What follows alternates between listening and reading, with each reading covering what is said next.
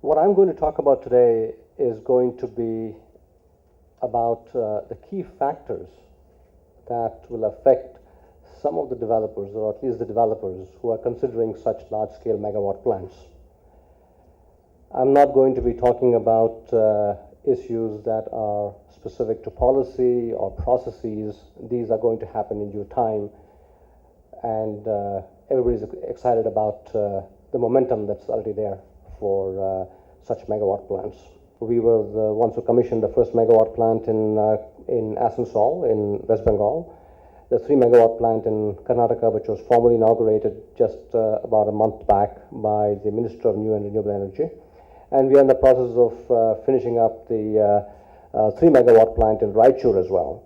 So we have had a fair amount of experience now, relatively speaking, compared to perhaps in many other countries, much less, but still a fair amount of experience in Indian conditions now to at least know what is going on in developing such large-scale plants.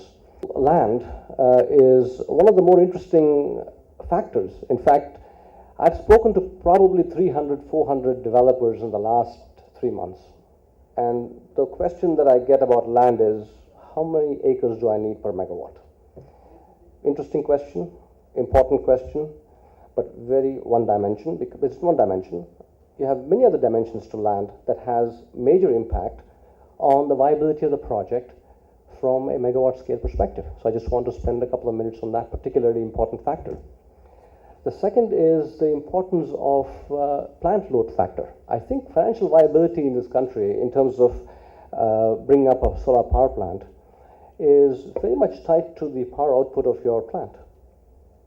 And there are many people who don't quite rationalize what exactly can be possible in a power plant, and a lot of it depends upon the kind of system design you put in place, and evacuation you put in place, and so on and so forth.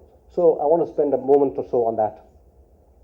And local technical support, which I think is important from all the partners that are part of the project, and evacuation and grid availability.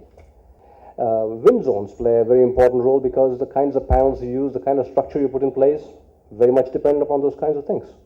And in fact, even the contours and the kind of land that exists can have an impact on the design of the arrays and where exactly they're placed, to the point that it can have some influence on decisions made on what kind of inverters you might use.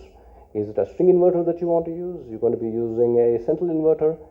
Questions of that kind also can have an impact. And these all have an issue with respect to derating of the power plant, and that can have financial viability implications.